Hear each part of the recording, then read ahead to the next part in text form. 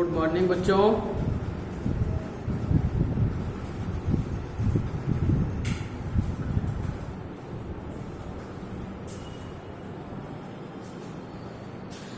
कल तक हम लोगों ने वनपथ पर पाठ की व्याख्या की थी। आज नए चैप्टर सवैये पर हम चर्चा करेंगे। इसकी व्याख्या हम लोग समझने का प्रयास करेंगे, जिसे लिखा है रसखान जी ने। रसखान जी के लिए खास बात बता दें कि ये एक पठान परिवार, मुस्लिम परिवार से थे, जिनका वास्तविक नाम था सैयद इब्राहिम। मूल नाम जिसे कहते हैं सैयद इब्राहिम।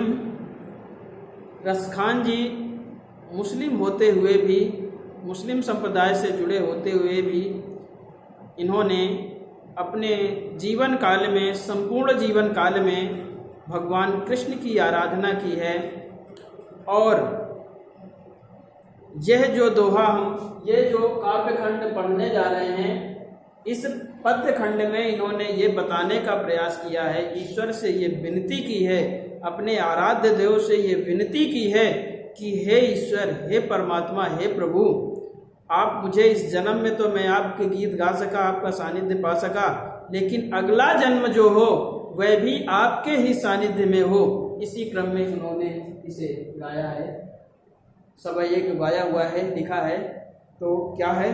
मानुष हो तो वही रस खान, बसो ब्रज गोकुल गाँव के ग्वारन, जो पशु हो तो कहाँ बस मेरो, चरो नित नंद की धेनु मझारन, पाहन हो तो वही गिर को, जो धर्यो कर छत्र पुरंदर धारन, जो खग हो तो बसेरो करो मिली, कालिंदी कूल कदम्ब के डारन। क्या कहा?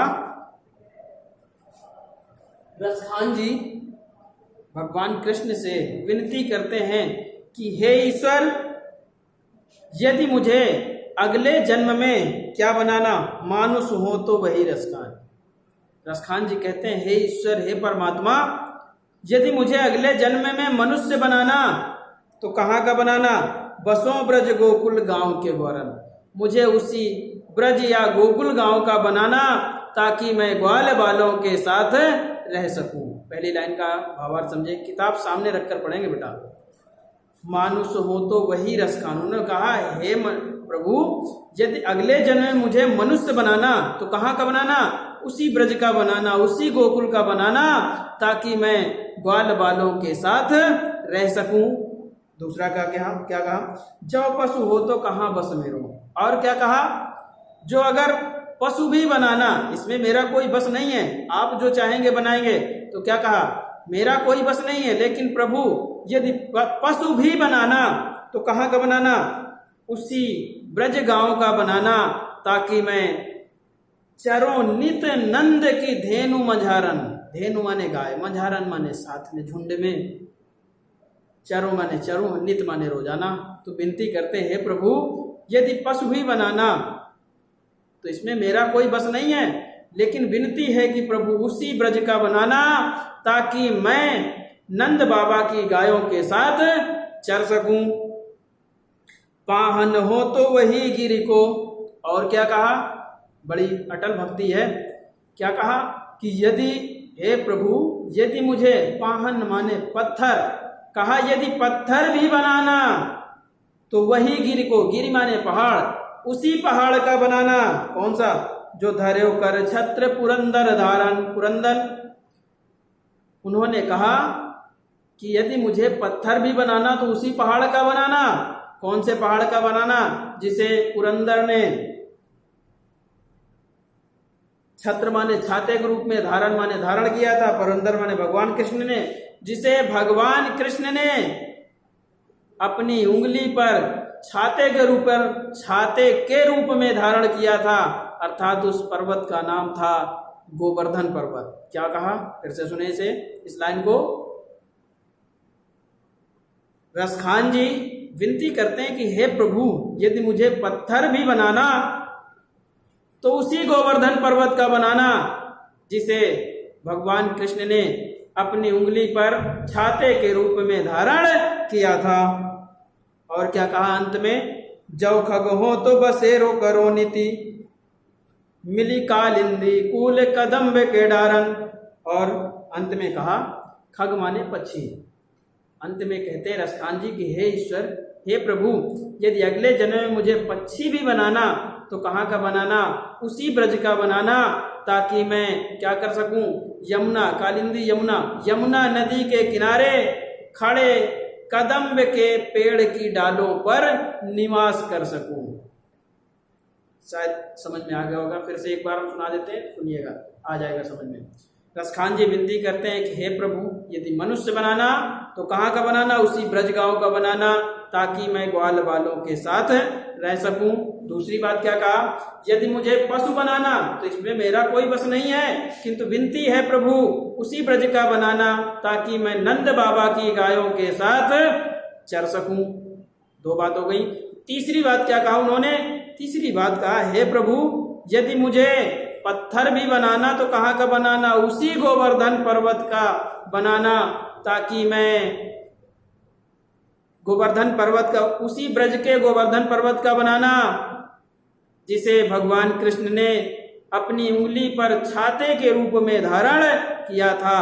और अंत में कहते हैं कि हे प्रभु, यदि मुझे पक्षी भी बनाना तो उसी ब्रज का बनाना, ताकि मैं यमुना नदी के किनारे खड़े कदम्ब के पेड़ की डालों पर निवास कर सकूं। तो ये रही व्याख्या। संदर्भ में पता ही था, पाठ और कवि का नाम, व्याख्या हमने अभी बता दी। काव्यात्मक सौंदर्य भाषा सूरदास जी ने, रसखान जी ने ब्रज भाषा का प्रयोग किया है। शैली मुक्तक है। रस, यहाँ पर दो रस पाए जा रहे हैं, एक भक्ति रस है, दूसरा शांत रस है।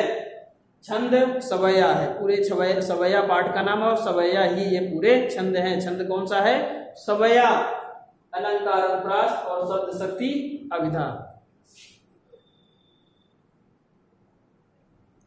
अब एक दूसरा पद्यखंड है, उसकी भी चर्चा कर लेते हैं। आज गई हुति भोर है, रस खान रही वही नंद के भव नहीं। वाको जियो जुग लाख करोड़, जसोमत को सुख जात कहो नहीं। तेल लगाई लगाई के अंजनी, भौहें बनाई बनाई डिठो नहीं।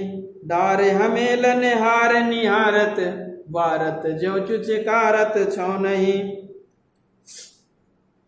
अब उस समय का वर्णन किया गया जब बालक कृष्ण बहुत छोटे थे, पालने में लेटे हुए थे। सुबह का समय है। एक गोपी नंद बाबा के घर, रई माने मथानी, माठा जिससे भाया जाता है, मथानी। तो रसखान जी बताते हैं कि एक गोपी सुबह सुबह कहाँ गई? नंद बाबा के घर गई। क्या लेने के लिए? मथानी लेने के लिए गई। वहां जाकर के उन्होंने बालक कृष्ण को देखा, उनकी सुंदरता को देखा। उसकी सुंदरता को देखकर क्या कहती हैं? वाको जियो जुग लाख करोड़, जसोमत को सुख जात कहो नहीं। सुंदरता को देख करके इतना प्रभावित हुई वो गोपी कि कहती हैं, दुआएं देती हैं कि उनका जो लल्ला है, बालक कृष्ण है, वो लाखों करोड़ों वर्षों तक जिंदा रहे। इतनी प्रसन्न हो गई और कहती हैं, उसे देखकर मुझे इतना सुख हुआ तो माँ यशोदा को कितना सुख मिलता होगा, जो उन्हें गोद में खिलाती हैं, लाड प्यार करती हैं।